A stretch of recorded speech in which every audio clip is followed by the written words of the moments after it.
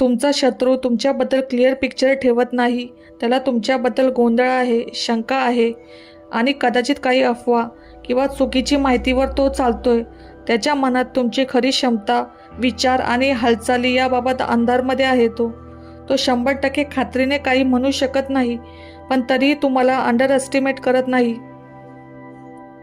तरीही हा व्यक्ती भावनेपेक्षा थंड डोक्याने, लॉजिकने आणि प्लॅनिंगने तुम्हाला बघतो. त्याला तुमचं माइंड आणि स्ट्रॅटेजिक थिंकिंग भीतीदायक वाटतं. तुमच्याशी भिडायचं झालं तर तुम्ही मानसिक पातळीवर जिंकू शकता हे त्याला आतून माहीत आहे.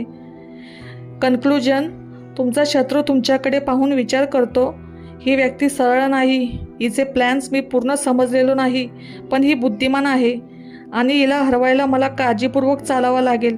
तो एकीकडे शंका घेतो तर दुसरीकडे तुमच्या इंटेलिजन्सचा सन्मान आणि थोडी भीती देखील ठेवतो. म्हणजेच तो तुम्हाला अंडर एस्टिमेट करत नाही, पण तुम्ही नेमकं काय करणार हे त्याला कळतच नाही.